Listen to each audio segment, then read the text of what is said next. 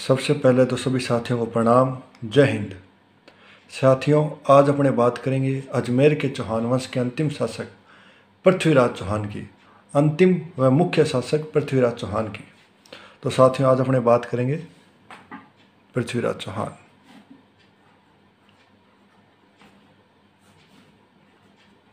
Prithviraj Chauhan third.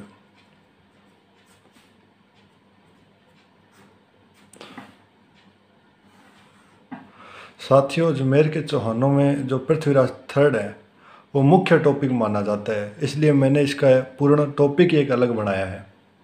तो पृथ्वीराज चौहान, तो सबसे पहले तो इनका जन्म 1166 ईस्वी में। पृथ्वीराज चौहान का जन्म 1166 में 19 मई 1166 गुजरात का एक क्षेत्र पड़ता है अनहिल पाटन गुजरात में जन्म।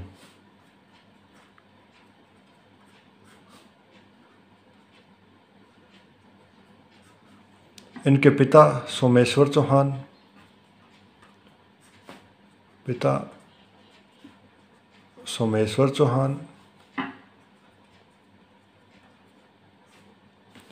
माता कपूरी देवी,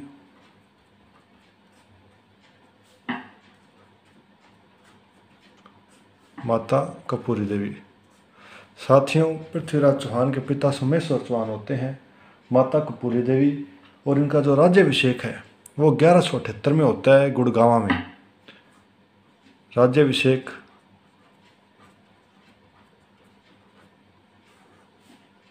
1178 में, कहाँ? गुड़गांव। राज्याभिषेक होता है 1178 में गुड़गांव में। और साथियों, इनका जो सेनाध्यक्ष था, पृथ्वीराज चौहान का सेनाध्यक्ष, उनका नाम आता है भुवनमल, जो कि कपूरी देवी का चाचा था। सेनाध्यक्ष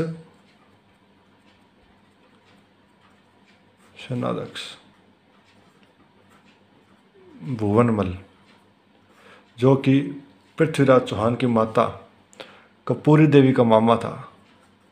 कपूरी देवी का चाचा था। कपूरी देवी का चाचा। और पृथ्वीराज चौहान के घोड़े का नाम नाट्यरंबा, ये भी लिख लेना। घोड़े का नाम नाट्यरंबा।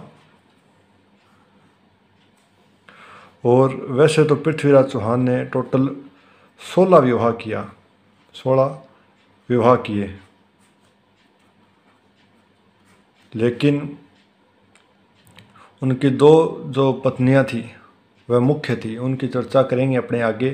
एक तो थी इल्छिणी और दूसरी स्योंगिता। एक इल्छिणी जो कि माउंट आबू से थी, इल्छिणी, दूसरी स्योंगिता।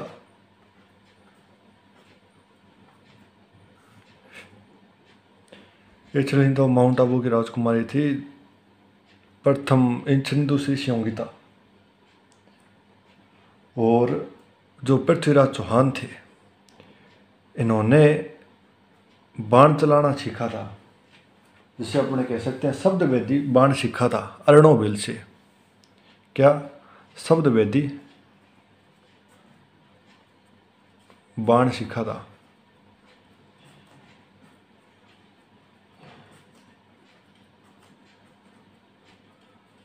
अर्णोबिल से।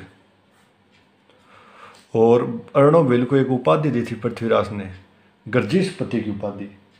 कौन सी उपाधि दी थी? गर्जीशपति की उपाधि से नवाजा था अर्णोबिल को। तो ये उतार लिया सभी साथियों ने। एक बार पुनः देख लो, जो पृथ्वीराज चौहान थे उनका जन्म 19 मई 1166 को अनहिल पाटन गुजरात में हुआ था। और इनका बाल्यकाल मामा कुमारपाल के पास गुजरा था। पृथ्वीराज चौहान का बाल्यकाल मामा कुमार पाल के पास गुजरा था।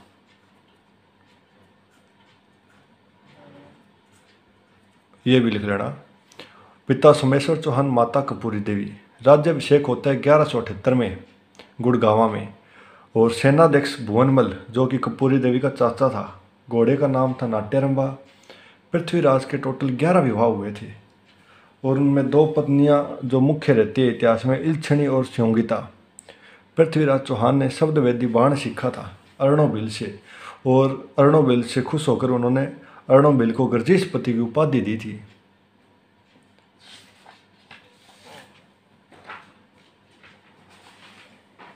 अब अपने आगे बात करेंगे पृथ्वीराज चौहान की स्वयं की उपाधियां।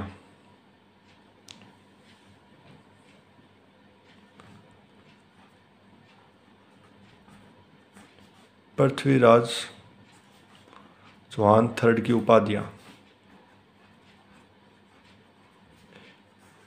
एक तो इनके पास उपाधि थी राय पिथौरा की। क्या थी? राय पिथौरा। दूसरी उडाना बढ़ाना।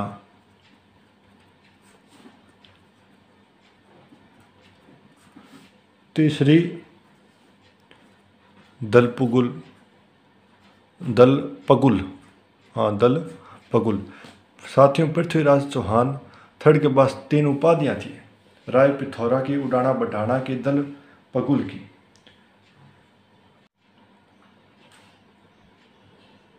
साथियों, अपने बात कर रहे थे पृथ्वीराज चौहान के दरबारी कवि की। उपाधियां अपने पढ़ ली थी, राय पिथौरा, उडाना बढ़ाना और दल पंगुल। अब बात करेंगे दरबारी कवि की। प्रथम तो चंद्रप्रदाई, दूसरा ज्ञानक, तीसरा वागीश्वर, चौथा दरबारी कवि था साथियों जनार्दन।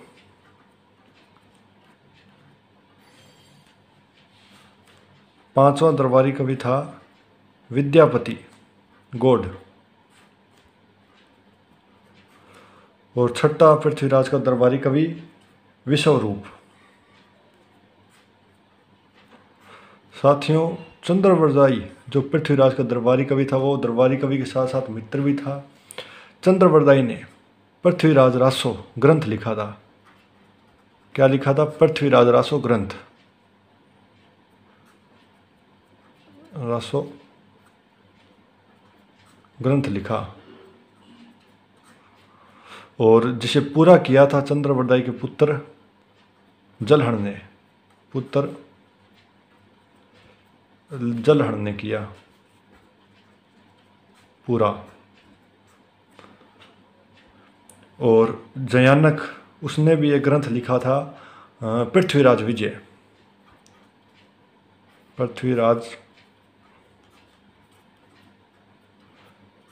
साथियों, जयानक ने भी एक ग्रंथ लिखा था। क्या था? पृथ्वीराज विजय। जो ग्रंथ है ना, वो लिखा था पुष्कर झील के किनारे बैठकर। जयानक ने पृथ्वीराज विजय पुष्कर झील के किनारे बैठकर लिखा था।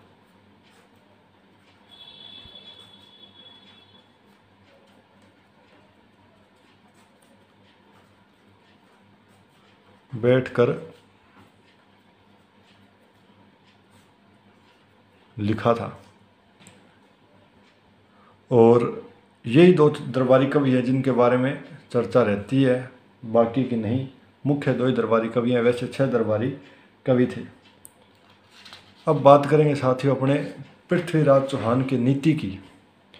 पृथ्वीराज चौहान की नीति दिग्विजय की नीति थी। पृथ्वीराज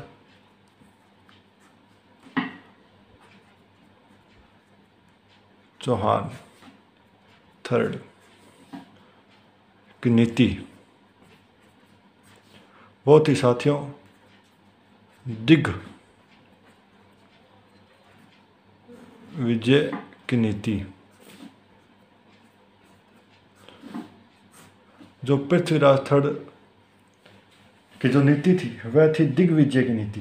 पृथ्वीराज का प्रथम आक्रमण था नागार्जुन के खिलाफ। अब साथियों अपने बात करेंगे पृथ्वीराज के आक्रमण।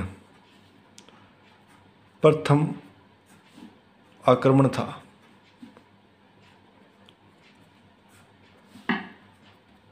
नागार्जुन के खिलाफ, प्रथम आक्रमण नागार्जुन के खिलाफ था, जो था 1178 में, और पराजित किया था नागार्जुन को। क्या किया था? पराजित किया। और पृथ्वीराज चौहान विजयी रहे थे इस आक्रमण में।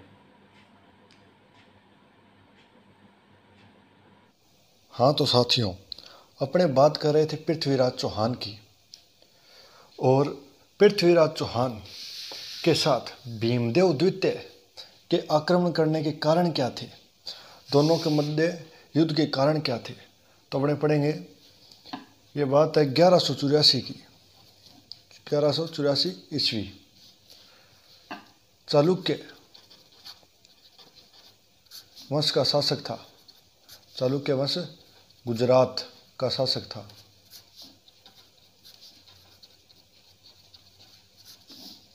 कौन था? भीमदेव सेकंड, भीमदेव द्वितीय। और इधर माउंट आबू, माउंट आबू की रानी थी कौन? इच्छनी। माउंट आबू की रानी थी इच्छनी। जो भीमदेव था वो माउंट आबू की रानी इच्छनी से विवाह करना चाहता था। क्या करना चाहता था? विवाह करना चाहता था। लेकिन विवाह कर कौन लेता है? Prithviraj third, Prithviraj third. साथियों, पृथ्वीराज थर्ड और भीमदेव के मध्य युद्ध के यही कारण थे कि भीमदेव माउंट आबू की रानी इच्छनी से विवाह करना चाहता था, लेकिन विवाह नहीं कर पाता है। विवाह कर कौन लेता है? पृथ्वीराज थर्ड। साथियों, भीमदेव सेकंड, ये वही भीमदेव सेकंड है जिसने पृथ्वीराज चौहान के पिता सोमेश्वर चौहान की हत्या की थी। तो एक वो बात भी आती है ना कि जिस दिन तेरे नाम पर जंग छिड़ गई तो मुझ जैसे बुज़दिल भी पहली सब में खड़े मिलेंगे। कि जिस दिन तेरे नाम पर जंग छिड़ गई तो मुझ जैसे बुज़दिल भी पहली सब में खड़े मिलेंगे। ना जाने कब झलकेंगे मेरे गम के आंसू तेरी आंखों से, ना जाने किस दिन ये बर्तन भरे मिलेंगे। तुम मुझे घूर कर देखती है ये इच्छनी, एक दिन हम भी तेरी बाहों में मरे मिलेंगे। तो ऐसा ही खुमार था किसको? भीमदेव को। लेकिन उतार देता है पृथ्वीराज थर्ड। तो साथियों, अपने क्वेश्चन क्या बनेंगे? अपने क्वेश्चन बनेंगे कि गुजरात में शासक किसका था? चालुक्य वंश का। गुजरात में शासक, गुजरात में शासन चालुक्य वंश का। मोहम्मद गोरी को हराने वाला शासक भीमदेव द्वितीय था। जो भीमदेव द्वितीय था वह था साथियों मोहम्मद गोरी को हराने वाला शासक।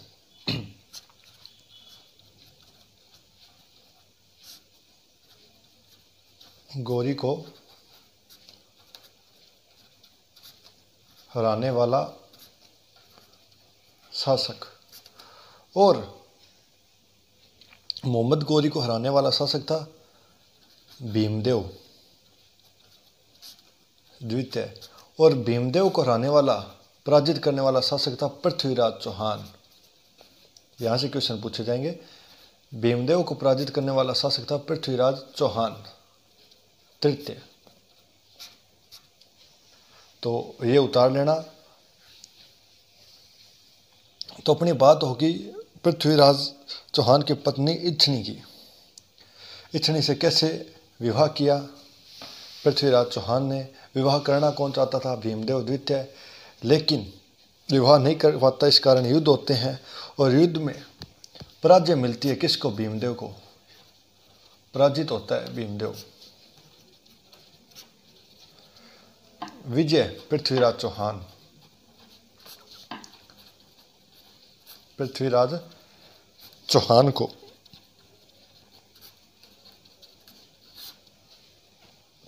ये उतार लेना साथ साथ में।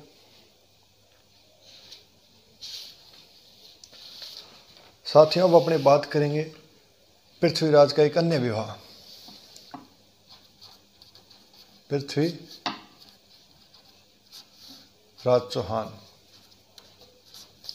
थर्ड। पृथ्वीराज चौहान, ये बात है शोंगिता से विवाह की, कि रानी थी कौन? संयोगिता। एक रानी थी कौन? संयोगिता।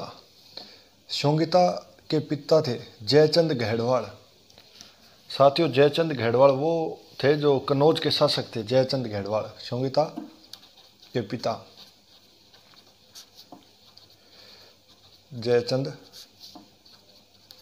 गहड़वाल ये भी दिल्ली पर अधिकार करना चाहते थे। ये भी दिल्ली पर अधिकार करना चाहते थे।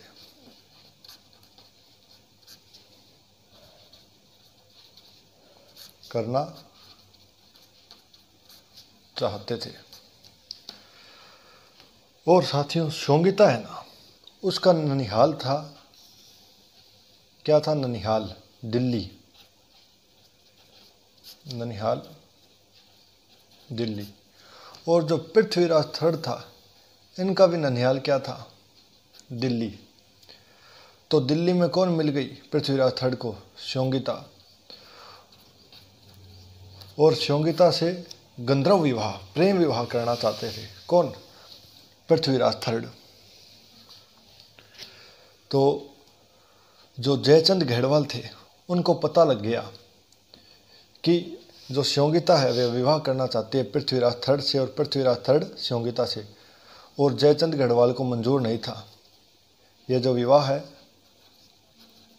जयचंद गढ़वाल को मंजूर नहीं था। इस कारण जयचंद गढ़वाल ने एक स्वयंवर रखा। क्या रखा साथियों? स्वयंवर। कि जयचंद गढ़वाल है, उन्होंने एक स्वयंवर रखा।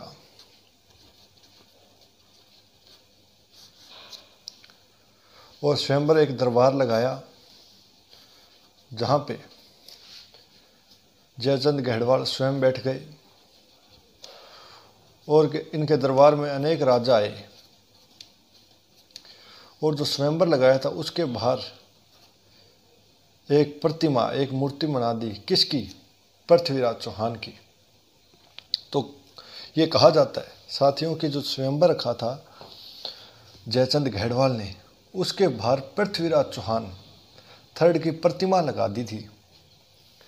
और जब संयोगिता उस दरबार में पहुंचती है तो उसको पृथ्वीराज थर्ड नहीं मिलता, और वह स्वयंवर से बाहर आकर माला पहना देती है। किसको? पृथ्वीराज चौहान की प्रतिमा को माला पहना देती है। कौन? संयोगिता देती है, संयोगिता। और साथियों ये भी कहा जाता है कि उस स्वयंवर में पृथ्वीराज चौहान भी एक अन्य वेशभूषा धारण कर पहुंचे हुए थे, जिस कारण उन्हें कोई पहचाने ना। और माला पहना देती है संयोगिता पृथ्वीराज चौहान की प्रतिमा को।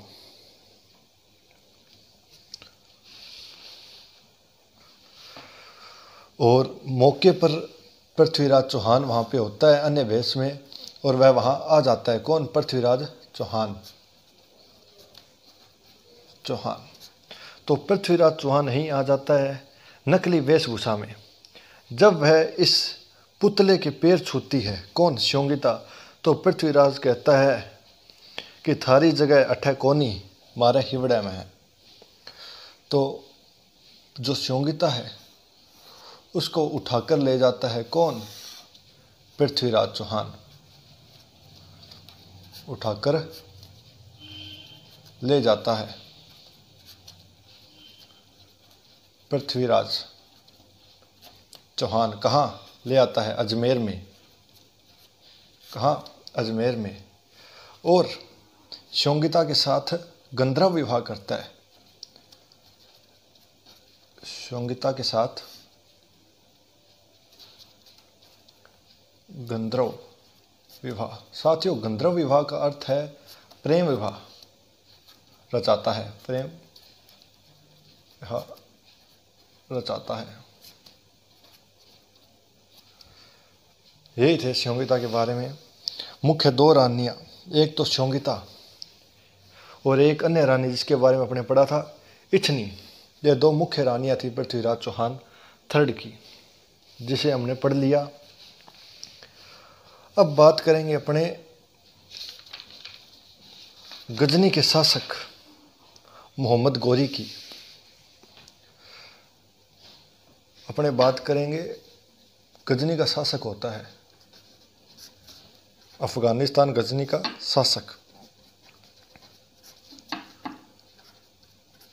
मोहम्मद गौरी। कौन? गजनी का शासक होता है मोहम्मद गौरी, और वह जो बठिंडा होता है उस पर अधिकार कर लेता है। साथियों, कहा जाता है जो गजनी का शासक है मोहम्मद गौरी, क्या कि मोहम्मद गौरी वह पृथ्वीराज चौहान तृतीय के मध्य बठिंडा को लेकर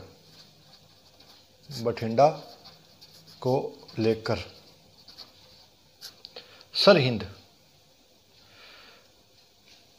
बठिंडा को लेकर सरहिंद या तबरे हिंद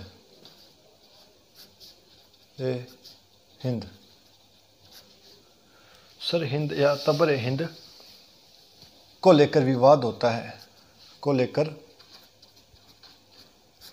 लेकर विवाद होता है। और साथियों, इस विवाद के बाद ही मोहम्मद गौरी व पृथ्वीराज के मध्य हरियाणा के करनाल जिले के तराइन के मैदान में युद्ध होते हैं, दो युद्ध, जिसमें एक युद्ध में पृथ्वीराज चौहान विजय रहते हैं तथा एक युद्ध में पराजय मिलती है और मोहम्मद गौरी विजय होता है। ये भी अपने लिख लो, मुख्य इंपॉर्टेंट बात है ये कि मोहम्मद गौरी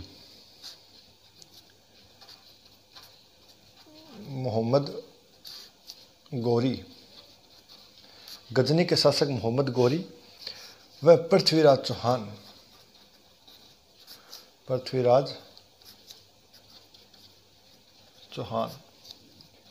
के मध्य हरियाणा के करनाल जिले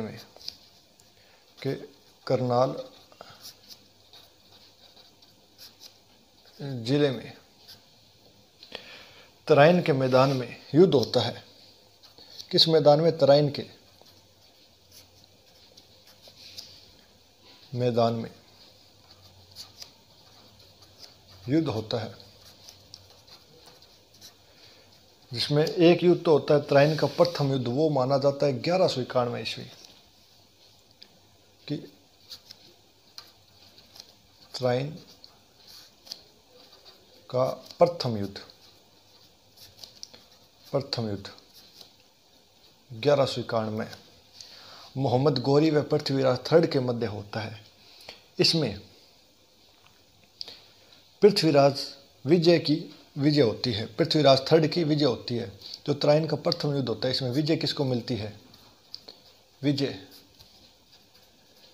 पृथ्वीराज चौहान तृतीय को, और पराजय मोहम्मद गौरी। पृथ्वीराज चौहान को विजय, पराजय मोहम्मद गौरी को। और एक दूसरा युद्ध तराइन का द्वितीय युद्ध। साथियों, ये युद्ध होता है अपने मोहम्मद गौरी और पृथ्वीराज के मध्य। इस युद्ध में विजय मिलती है मोहम्मद गौरी को गौरी को विजय। इस युद्ध में साथियों पृथ्वीराज चौहान को हार का मुंह देखना पड़ता है तराइन के द्वितीय युद्ध में। और तराइन के द्वितीय युद्ध से पहले कहा जाता है कि तराइन के द्वितीय युद्ध से पहले मोहम्मद गौरी ने अपने दूत किवाम उल मुल्क को अजमेर भेजा था अधीनता स्वीकार करने के लिए, लेकिन पृथ्वीराज चौहान अधीनता स्वीकार नहीं करता। आप सभी ने उतार लिया होगा। क्या कहा जाता है साथियों कि तराइन का जो द्वितीय युद्ध होता है जिसमें पृथ्वीराज चौहान को पराजय मिलती है, उसमें लिख लो साथ साथ में, तराइन का द्वितीय युद्ध से पहले मोहम्मद गौरी ने अपने दूत, यह प्रश्न भी पूछा जाता है मोहम्मद गौरी का जो दूत था उसका नाम क्या है? किवाम उल मुल्क। कौन? किवाम उल मुल्क को भेजता है अधीनता स्वीकार कराने के लिए, लेकिन पृथ्वीराज चौहान अधीनता स्वीकार नहीं करता है। किवाम उल मुल्क को भेजता है अधीनता स्वीकार कराने के लिए।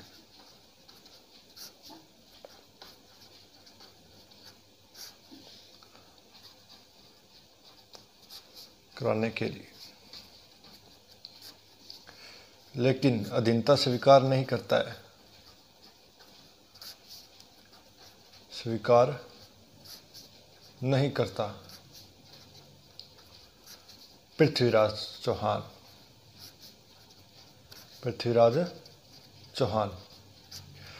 जिस कारण पृथ्वीराज चौहान की पराजय होती है।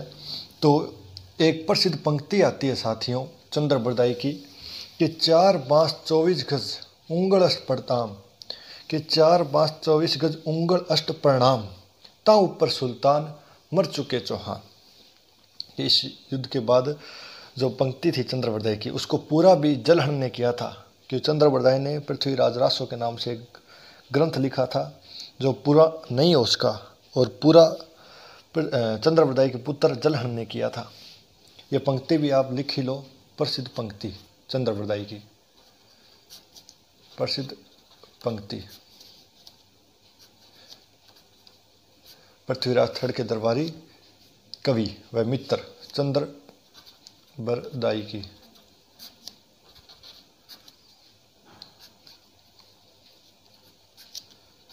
चार बाँस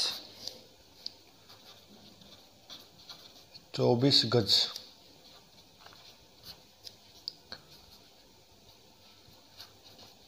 उंगल अष्ट प्रणाम, 4 बाँस 24 गज उंगल अष्ट प्रणाम, ता ऊपर सुल्तान मर चुके चौहान, ता ऊपर सुल्तान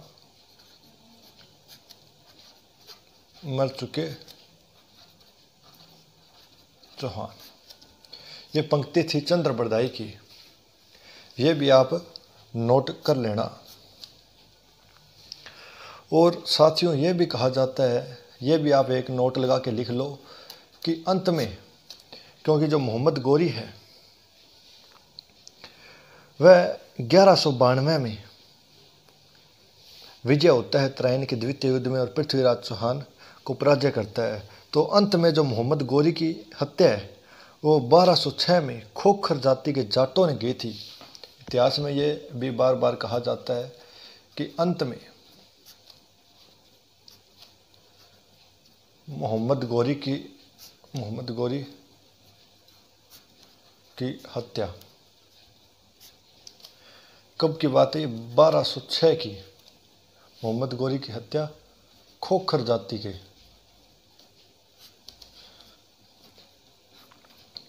के जाटों ने की थी। ये भी आप लिख लेना। तो आज के लिए इतना ही। अपने चौहान वंश पूर्ण कंप्लीट हो चुका है। अब अपने कल पढ़ेंगे मेवाड़ या मारवाड़, दोनों में से एक। उसके बाद जयपुर तो आज के लिए इतना ही। सभी साथियों को एक बार पुनः धन्यवाद।